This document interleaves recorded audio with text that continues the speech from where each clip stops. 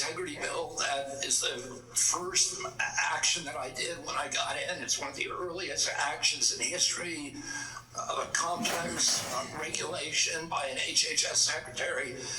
A Congressional Budget Office has said that that's brought premiums down by 5%. That is the Congressional Budget Office, which does not like to acknowledge anything that we do. And does that impact seniors? Excuse me? Does that impact seniors? And I know my time is running out. Does that impact seniors? What you just talked about, you're lowering costs. I'm asking you specifically. We're lowering helping costs. Seniors. Does it impact seniors? Does it impact?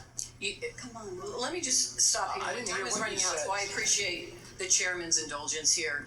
My concern is you can't answer the questions. The very agency has oversight over these issues and controls the levers to lower costs for seniors. And you can't answer that simple question. I didn't hear your question. Okay, let's go. We'll just proceed, and Senator Tillis has yielded his position to Senator Blackburn. So And she'll take it. thank you, Mr. Chairman, and Mr. Secretary, thank you for joining us today. I appreciate the comments you've made about the Rural Health Transformation Program. That is something many of us worked on, and we were pleased to push that out of this committee, and I know Dr. Oz is moving forward with implementing that. I appreciate your comments to Senator Warner on the area wage index. He and I have worked on fixing that, and we appreciate your attention. I am delighted to know that you're going to end the revolving door and the conflicts of interest. I have found it so unseemly that people who work with a pharmaceutical or with a big food company then go back over into CDC or NIH or FDA, and then they're signing off on regulation for their former employer and many times their future employer. So we appreciate that. Senator Langford went to you on the PBMs, and as you are aware, my PBM Act that Senator Wyden worked with me on, that made it out of this committee last cycle. And making certain that we keep these rural pharmacies open, making certain that PBMs do not profit above what is their standard service fee, and that they have to disclose all their pricing. That is going to be an imperative. So will you work with us to get that PBM legislation across the finish line and to the president's desk? Yes, Senator, absolutely. Thank you. Interoperability is something that you have announced, a new interoperability framework to better align data sharing principles. And this is important to digital health. And as you're aware, when we passed 21st Century Cures in 2018, the Software Act and that health IT definition is something that I worked tirelessly on to get implemented. So what I want to hear from you is, how does CMS plan to align this new framework with the existing federal framework? And how are we going to be able to move forward with one national policy on interoperability? Well, I don't know if we, what we have right now is concrete commitments from the 60 top tech companies who we were able to convene to do data sharing, to do patient accessibility, and to do interoperability. But I can't tell you how that's going to mesh. Then if you will have someone submit to me in writing what that pathway is, this is something that is essential if we're going to be able to benefit from that data. So having some specificity on the pathway will be helpful. I did want to talk with you. Last time you were here, I talked about the concerns on overprescribing prescription stimulant drugs. for children.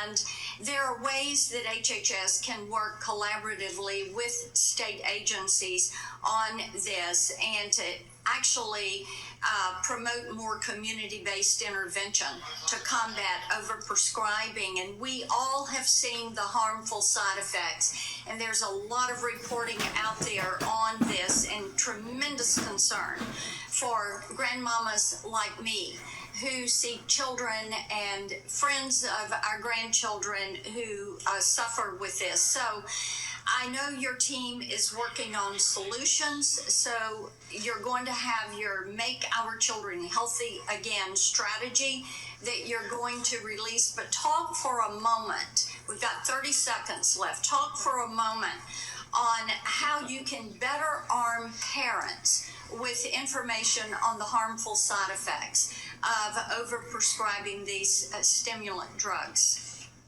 I mean, one of the problems, Senator, is that, you know, we now have 1 out of every 5 kids on these drugs and the antidepressants, even more.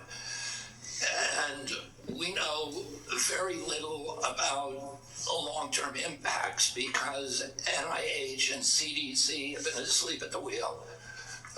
Right now, we are doing those studies. We're doing extensive studies so that we can warn parents and so that we can force the companies to put labels on their products. And, you know, we'll do whatever we can to show that, just to get data out to the public. That's really what our function is. And to show what the long-term impact of some of these drugs is. You know, are we actually preventing suicide or are we creating more suicide? And that's something that we don't know the answer to, which is, you know, how did these drugs become so common in our society without us even knowing the answer to those questions? That is malpractice at these agencies, and that is the malpractice that I am going to fix. Thank you. Thank you. Senator Warren. Thank you, Mr. Chairman. So last November, while you were under consideration to become Secretary of Health and Human Services, Mr. Kennedy, you said, quote, if vaccines are working for somebody, I'm not going to take them away. No exceptions, no ifs, ands, or buts. You would not take away vaccines from anyone who wanted them. Then last week, you announced that the COVID-19 vaccine is no longer approved for healthy people under the age of 65. In announcing the change, you said the vaccine will be available for anyone who wants it. Now, obviously, both things cannot be true at the same moment. So let's clear this up right now, Secretary Kennedy. Will you tell America that all adults and all children over 6 months of age are eligible to get a COVID booster at their local pharmacy today? Anybody can get the booster. I'm sorry? Anybody can get it, Senator. Anybody. So you're saying that is now the official rule of HHS. Anybody is eligible to get a booster by just walking into the pharmacy. It's not recommended for healthy people. No. If you don't recommend, then the consequence of that in many states is that you can't walk into a pharmacy and get one. It means insurance companies don't have to cover the $200 or so cost.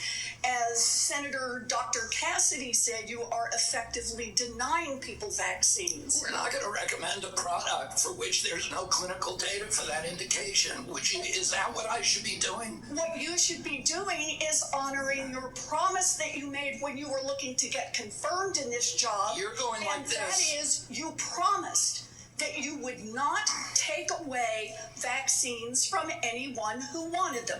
You just changed the classification of the COVID vaccine. I'm not taking them away from people, Senator. It takes it away if you can't get it from your pharmacist. Well, most Americans are going to be able to get it from their pharmacy for free.